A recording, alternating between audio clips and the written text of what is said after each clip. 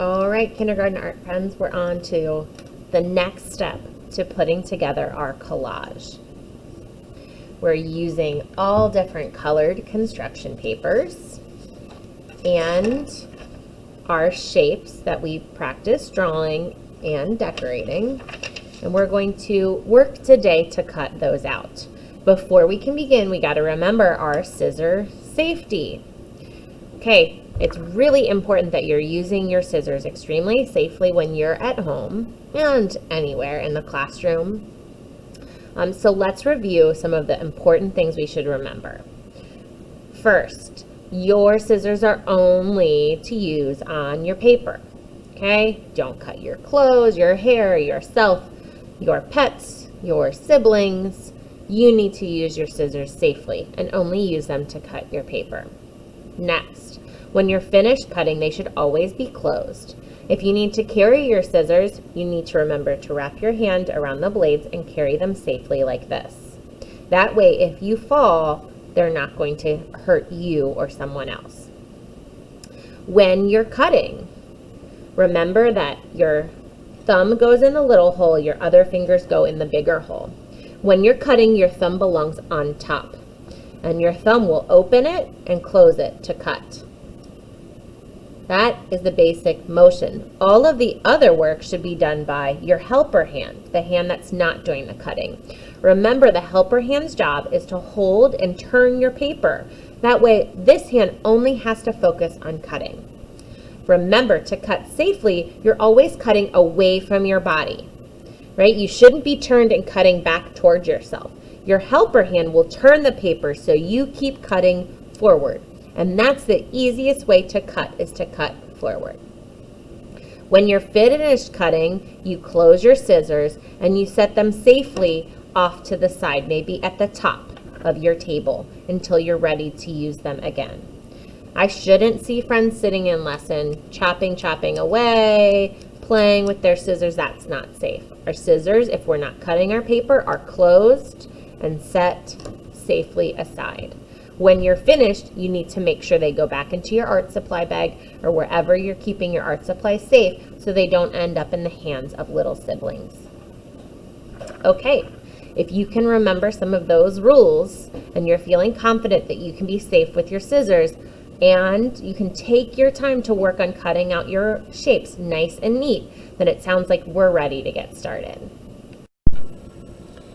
Okay, so for our cutting today, we're looking to cut up some shapes. And I'm going to show you how we can cut our old strips and our new papers into some triangles and squares pretty easily. I'm also going to show you how to take some of those squares and fold them in half to help you to cut some circles.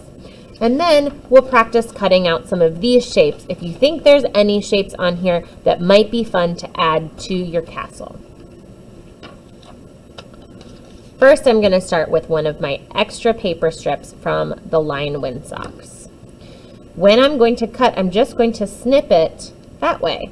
This already has a good size width for some shapes for my castle. So I just need to decide if it's going to be a square. I'm going to cut it straight across to help make 4 even sides. I can also make it a little bit longer if I want a rectangle.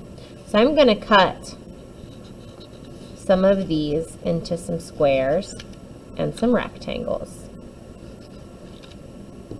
And then I'll pick one other strip to do this with. We're going to want lots of squares and rectangles. And so today is just going to be about cutting our squares and rectangles to get ready to make our collage. We're not going to put it together yet. That's going to be work we're going to do tomorrow, because it's important that before we start to glue, that we really have a chance to lay out all of our different shapes. And we won't have time to cut all our shapes and then arrange them and glue them down in one sitting today. So today we'll be cutting our shapes. Now I've got some rectangles, I've got some squares. I'll show you how to do that with the big paper too. But I want to show you one other trick for cutting some triangles.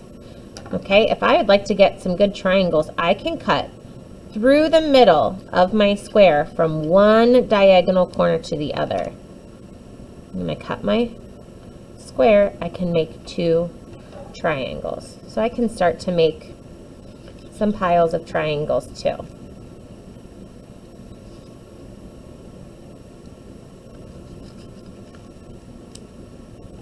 Okay, so those are kind of smaller from the skinny strips.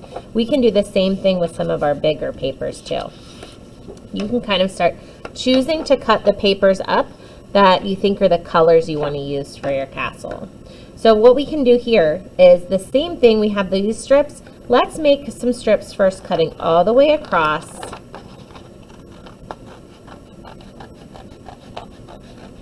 To make some wider strips on these. Now, remember, I'm cutting only away from myself.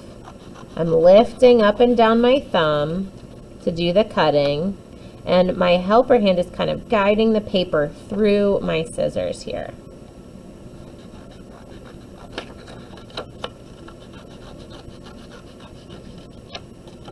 Okay, so now I can cut them again, and I'm making some more squares. These squares are a little bit bigger.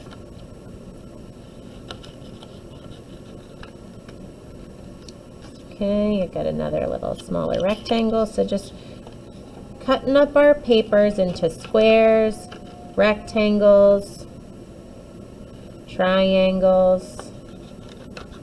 We're starting with some of our straight line shapes first. That's a good way to get started. I'm going to set these off to the side. Maybe do that again with a different color. How about my teal color? Okay, so I'm just making some wider strips of paper.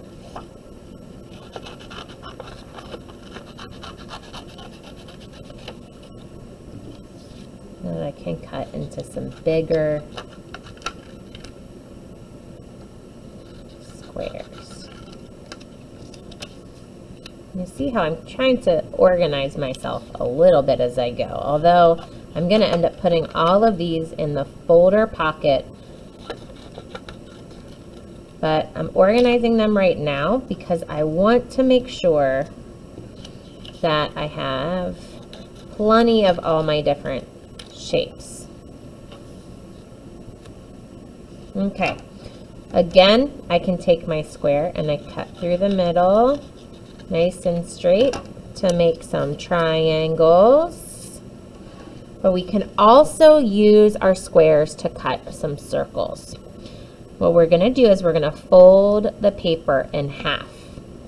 If I fold it in half, then I only have to cut a semicircle, half of the circle. And when I open it back up, I'm going to have the other side. So I'm making it easier on myself by cutting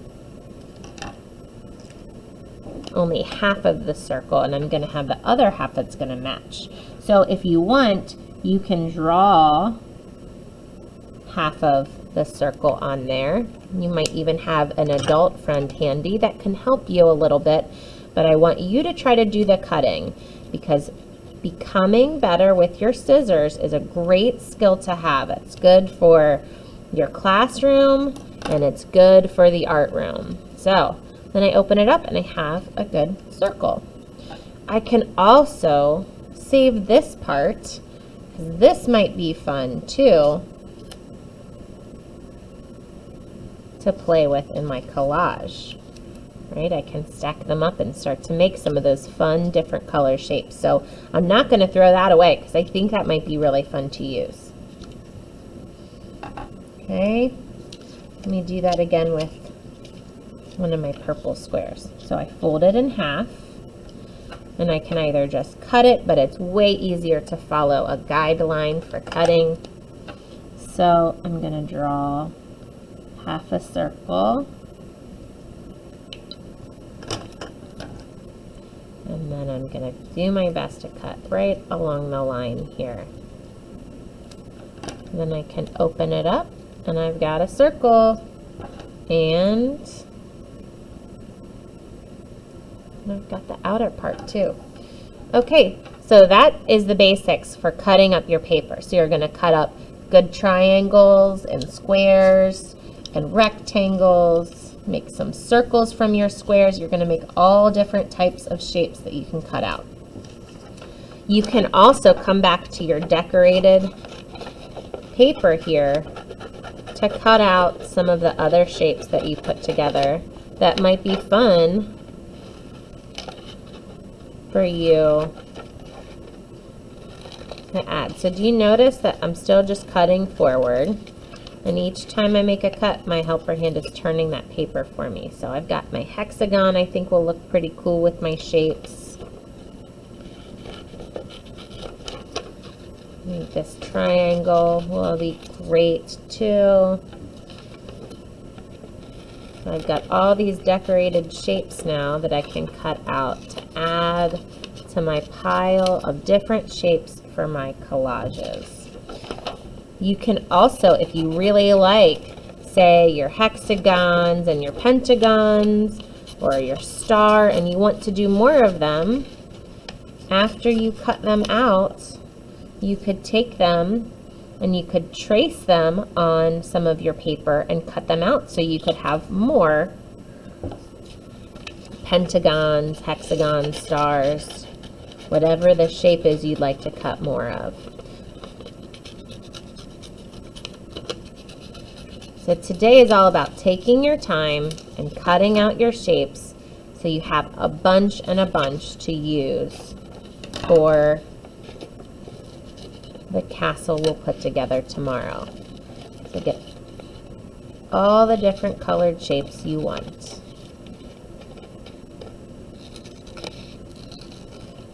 Once you have a good amount, you want to put them back in your art supply bag, or maybe you have a little dish that you might set off to the side with your supplies in it for tomorrow. Okay. After I finish cutting out all my shapes, I'm going to throw or recycle the rest of this paper. These construction papers, whatever I have left, if it's teeny tiny little pieces, I would probably throw those away or recycle them. But the bigger pieces like this, I bet I can still find other fun projects to use. So I don't want to waste any papers that I think are big enough to save. But the tiny little slivers or the crazy pieces of paper like this, we won't need to save that, and that should go get cleaned up. It is your responsibility to clean up your workspace when you're all finished. Remember to find a good space to put these. I might put these in the pocket of my art folder in my art supply bag and tuck them in there so they don't get all messy in one little pile. Or maybe if you have a little Tupperware dish that you can set these in until tomorrow and put them safely off to the side. And then when you come to class tomorrow, you're going to bring one piece of white project paper from your art supply bag, and you'll bring all your shapes. You might bring some extra of your construction paper in case as you lay things out you realize there's other shapes you want, in which case you should have your scissors, but you'll also need your glue stick. Tomorrow will be about gluing. Collage comes from the French word that means to glue, so glue is a really important part. You probably have your glue bottle still. I know a few of you ran out, so I did put some glue sticks in your art bag, and the glue stick will probably be just perfect for our assignment for today or for tomorrow. So bring all your supplies back tomorrow, and we'll be ready to put together our Mary Blair color and shape castle.